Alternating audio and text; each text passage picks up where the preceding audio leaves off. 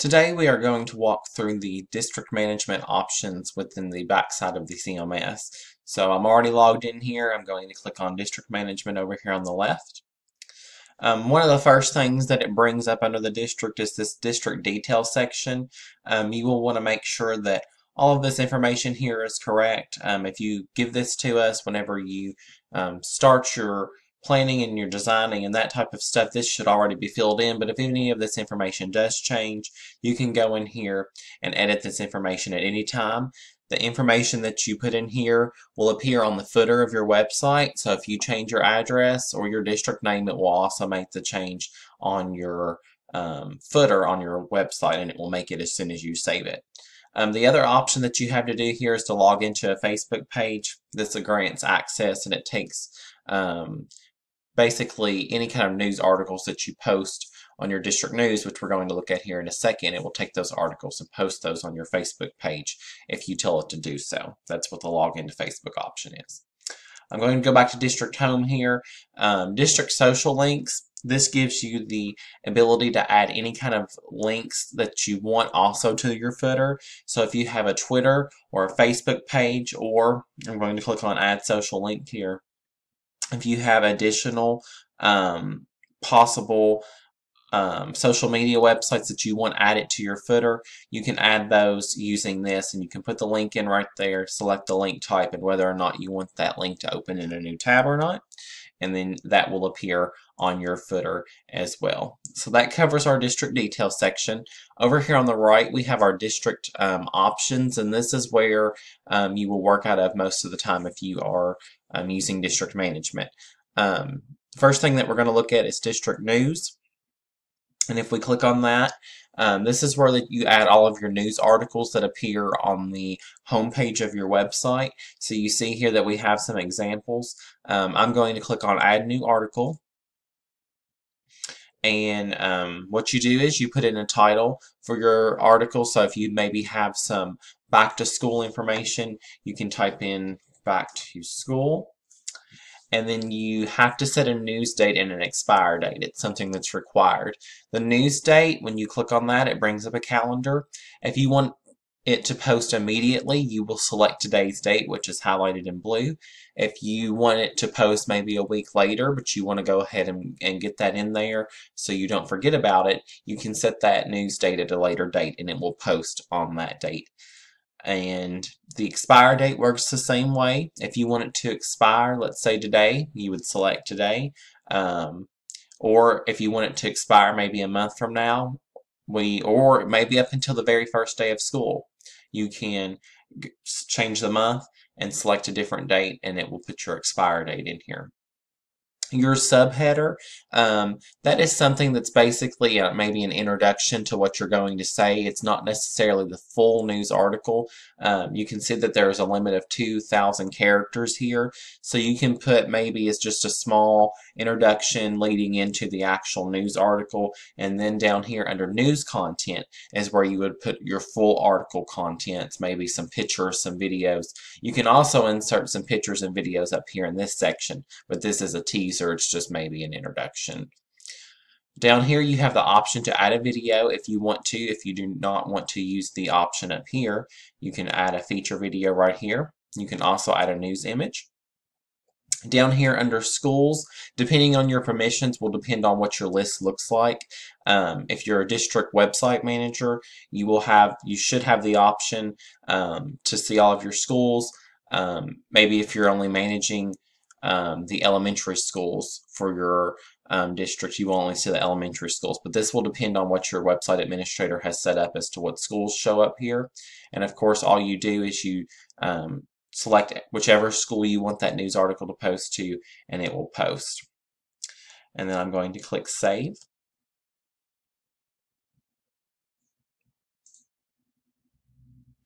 And there's that article right there. There's the option to share on our Facebook page if we want to, that I mentioned a couple minutes ago.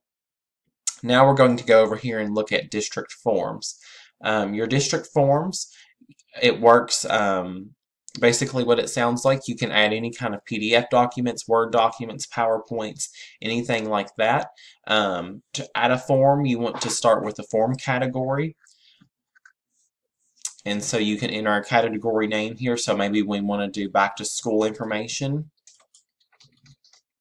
We would type that in right there, click on save, and then there's our back to school. You can change these by clicking and dragging these categories. Maybe you want calendars to be the first category that shows up on your forms page. You can click and drag these around if you wish. After you have a category added, you can start adding forms under those categories. So maybe we want to add a maybe school bus routes under here. So I clicked on add form. We put our form name in here. You can add a description if you wish. You can upload your file here, and then your placement here is back to school information, but maybe let's say, oh, I accidentally clicked the wrong category. You can change it right here and say, maybe I want to post this under handbooks or something like that. So that's how district forms work. District links is very similar. You add a category here as well, a link category, and then you add a link under each one. You can move these around just like you can on district forms. The only thing different is, of course, is that you are adding a link URL instead of adding a form title. District events, this is where you will add anything that shows on the calendar on your home page. This is where you can add any type of information. So let's take a look at adding a calendar event. You will enter an event title, so maybe we want to add the first day of school on here. Your event type, you can, some of these categories are already set up in here. You can add more event categories by selecting the calendar options over here. I'm going to leave this as a general event. The location, these are locations that you can also add by clicking over here on the right. I'm just going to select maybe it's a general event, or if a location is not in that list, you can input that location down here. Just type it in. The start date and time, it works similar to the news date and time. We just select a date, and if you want to select a time, you can. Maybe this is an all-day event. Back to school would be, so I'm going to click on all-day event. If you want to say this reoccurs every so often, you can click reoccurring and set up your reoccurring information right here. If there's a contact person, maybe a designated person for this type of event, you can enter their contact name or their phone number or their email address right there. You can put additional information right here if you wish, and then you can go down here and select which calendar you want to select. Again, this will depend on your permission settings. You can also add an attachment. Maybe there's a flyer associated with this event. You can add that attachment right there.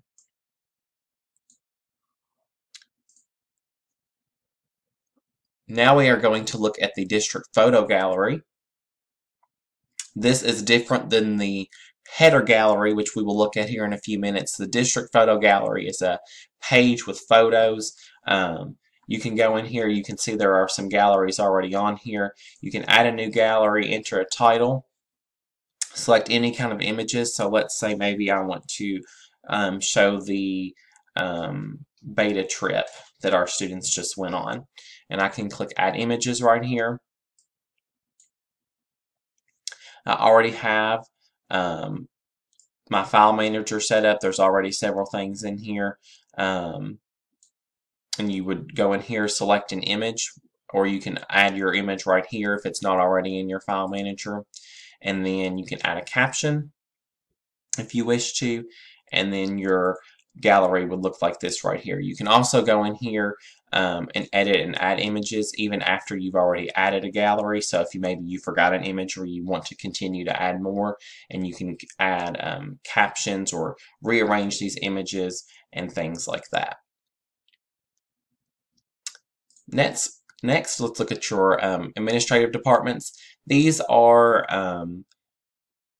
all of the departments that you want set up that maybe want a web page, or maybe that just has some general information on them. You can see here there's a list of departments already on here. If you happen to run out of departments, maybe you don't have enough, you can always contact the support team and they can add additional departments into the system for you. But for the meantime, let's take a look at a department. I'm just going to select this business one. You can change your department name up here. You can add a department head. If you are adding a department head, you have to make sure they are actually in the staff area over here, which we'll look at a different time. You can add a description. This description right here is maybe what would appear on a business card, maybe something similar as to maybe just who the department head is, the general contact information, and maybe an email address. The page content is where you would put all of your information for that particular department, maybe a general description of what that department does, things like that. You can also add a department photo down here at the bottom. And then you have admin department options within a certain administrative department. So within this business department right here, we also have these options over here. For this business department, we can add department forms, department links, and a department gallery.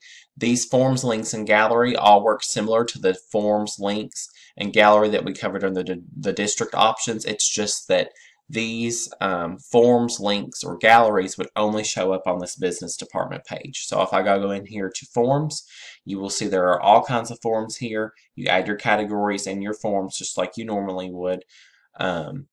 And this is the business department, so we have accounts payable, accounts receivable, those types of things. But it only puts those forms, links, and galleries under the business department. And so each department has their own options over here. That's administrative departments. The superintendent's message, you can add a new message in here. You can select a posting date, so it will not post until that certain date. If you select it's active, that will say, is this message really going to be displayed on the website or not? You have a subheader if you wish maybe just to add some general or like a teaser information. Your content is where you will add all of your message content. You can add images here, anything like that. You can also add an attachment down here at the bottom. Maybe you have a supporting document you want with your superintendent's message. Down here at the bottom, this is messages that have been added before, but maybe they have been archived or they're older messages or they're no longer active. You can see here, you can tell maybe if they're currently active or not. The first one here will always display as active and it gives you your dates over here on the left. Now we're going to take a look at the Board of Education. Your Board of Education page allows you to add meetings and agendas, links and forms, and then you have an area for content and a group photo. Let's take a look at the meetings and agenda section. You can see right here we already have some meetings. If I want to add a new board meeting, I click on the plus sign, and then I'm going to enter a meeting date. So let's say I have one on Wednesday. If you have a meeting time, you're more than welcome to put that in there. Let's say it's at 6 o'clock. You can add a description if you wish. Maybe when you want to say this is the July board meeting. And if you want it to add it to your main district calendar or district events page, you can select this create event checkbox right here and it will add it to your district events.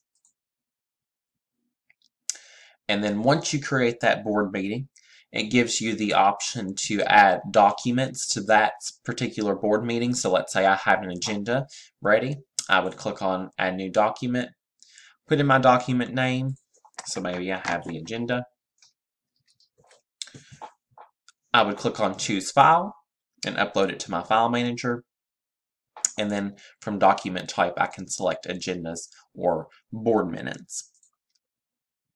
Going back to Board of Education, you also have the option to add links and forms. Again, this works similar to the forms and links over here for the district. You can add form categories, add form links, and add something under each one of those. We go back to Board of Education. Again, you can add your main content here and a group photo. You can also add your board members on here. You can adjust what order they appear in. If we go to add a new board member here, you can put their name, maybe their title.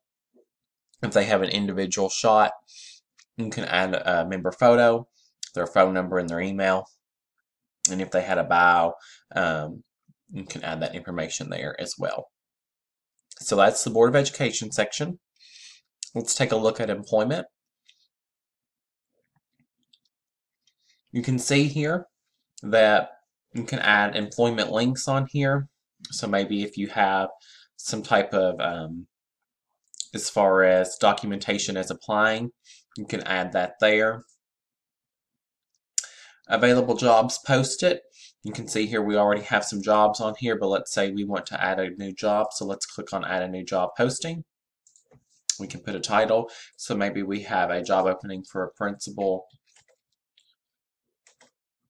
at the high school.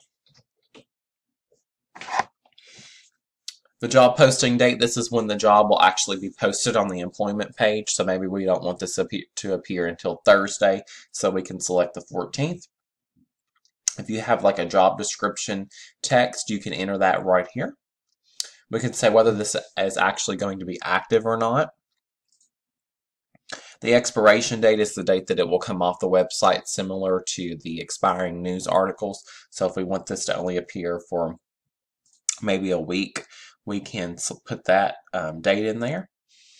Position type, you can add different position types on here. This, of course, would be administrative, so we would select that. If there's a staff contact, you can select that contact right there. You just have to make sure that that staff contact has been added to the staff area in the CMS as well. If you have maybe an official job description approved by the Board of Education, you can select that job description right there and upload it into the file manager.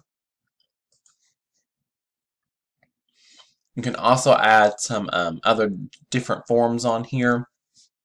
Maybe you have a new hire packet, something like that. You can add those documents on here. Enter your title, description, say that it's active, and if you want it to expire maybe at the end of the 2017 school year, and it's because you have a new hire packet going up, you can select that option right there. That is district employment. Let's take a look at school closings.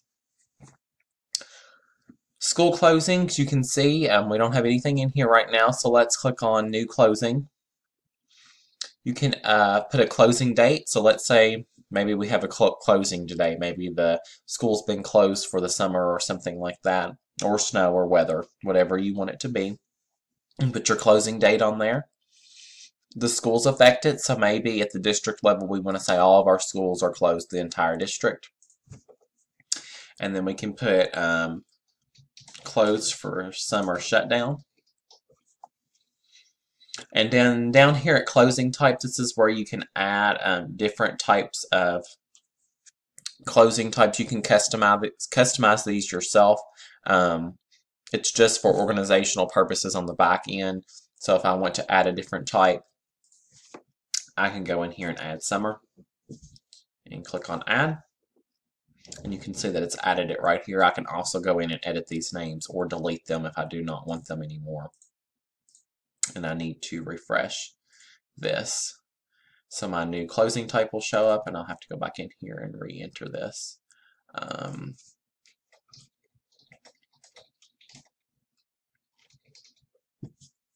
And then there's the new closing type I have.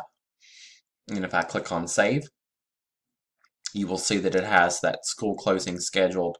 And if we actually go to the website, you can see that it added that school closing right there. The one thing to note about school closings is that they automatically expire at midnight. So you do not have to manually go in here and delete that school closing. It will actually fall off the website at 12 o'clock at night.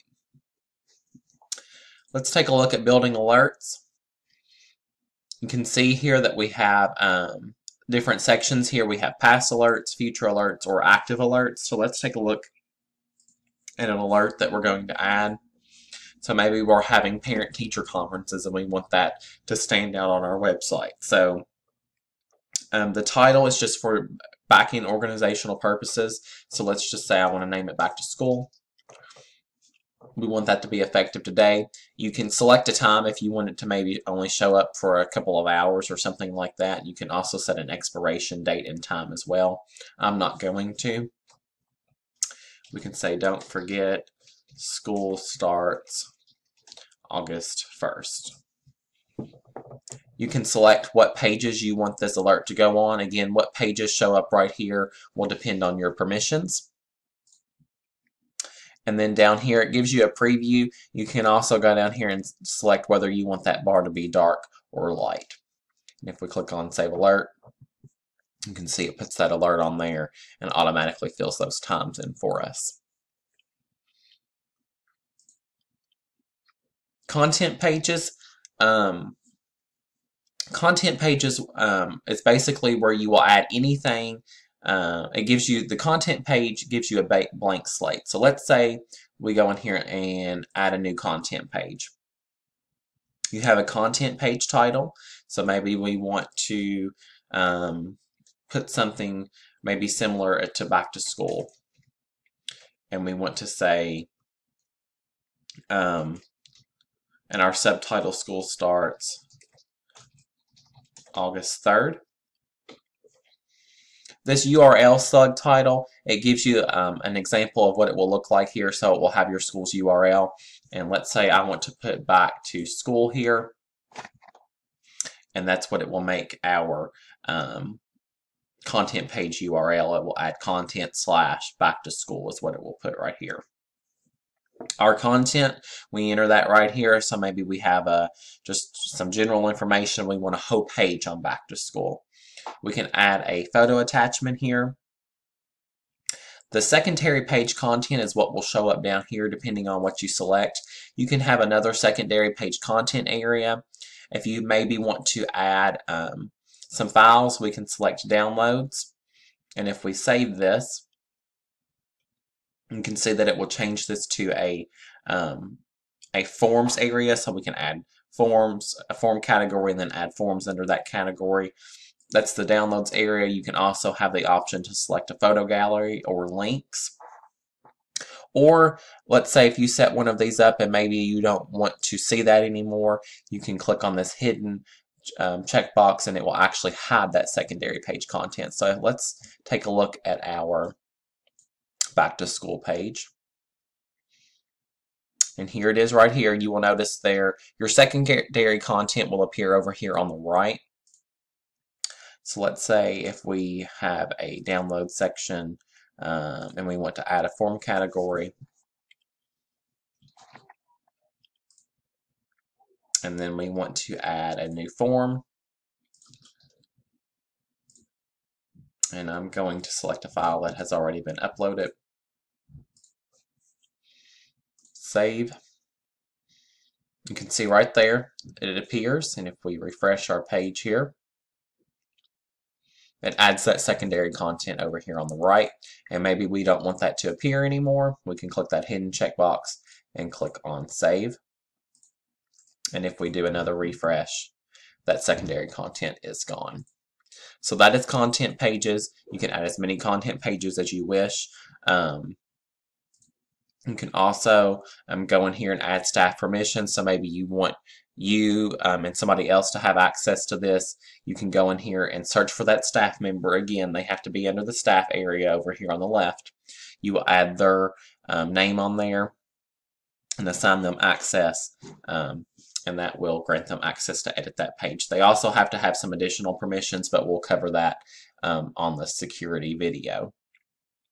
So that is content pages. The next thing that we're going to look at is navigation. You can see you have, depending on how your web page is set up and what template you selected, you will have different navigation areas: district left, district top, and footer links. District left is your maybe your quick link section over here. District top navigation is the links that's across the top here. And then footer links is obviously what appears down here in the footer. Or I'm sorry, it's these links that appear right here. These are your social media links that you set up. Though we discussed those at the very beginning of our training video. But you can add those here. So let's say we want to add something to the left under quick links. We see what's already here and we can make changes to that. If we want to add a new link, again, let's continue with the theme of back to school. And you can see right here, if you can actually click on this right here, link to an existing content page, department page, and it brings up this menu as far as, okay, which level do you want to link this from? And we can click on district, and we can say that that was a content page, and then we can say it was back to school. And click on that right there, and it automatically puts that link in there for us. We do not have to worry about copy and pasting and that type of thing. That's the best way to link anything on here. Or if we want to add a brand new content page, so let's say you came here to the navigation area and you just want to go ahead and set up a page right here, you have the option to do that. You can click on add new page right here, and it will automatically set that page up. And you can go down here and select which school you want that to fall under. You can put that page page title right there, enter URL slug, and put your main content in right here. So you have the option to either link to an existing content page or link to any existing pages right here in the navigation menu. And you also have the convenience of adding a brand new content page and go ahead and adding that link in from right here on the navigation area. The next thing that we'll take a look at is the header gallery. These are the images that will appear on your home page. And you can see here on the district level you have the options to whatever permissions you have. Will depend on what headers will show up, but for the district they all work the same way. I would say that the best tool to use is this crop tool. If you use the add images, it will add the image whatever size it already is. So if it doesn't necessarily fit the dimensions of your header, which are right here in pixels, if it doesn't necessarily fit that, it will just throw it in there and it might not necessarily look right. So I always recommend using the crop tool. So let's take a look at what that looks like if we click on add crop image, and then we're going to go in here and choose file. This is our file manager. I'm going to click on add a file, and I'm going to select this image of New York City. Maybe I had some students that went to New York City, and that file progress upload is down here at the bottom. And there is our image of New York City. You can see the dimensions here as far as what the image will look like. So let's say we want to get more of that skyline in there, and you can see how it darkens out the rest of the image. So let's say that's what we want our image to look like. So we'll select that. Or if we choose, hey, we only want this part of the city, we can choose that. So you can manipulate this however you wish. I'm going to leave it like this. If we click next down here at the bottom right, it shows us what the picture will look like. We can enter a caption here. Click next, and it places that image up here. From here we also have the option to maybe edit that caption, rearrange our images if we wish, and we can also select what our time is as far as the rotation speed on our images right here. So if we want to increase that speed a little bit, we can up that up to 9.5 seconds or whatever you wish. That covers the district options area within the CMS. If you have any questions, feel free to reach out to support and we'll be more than happy to help you. Thank you.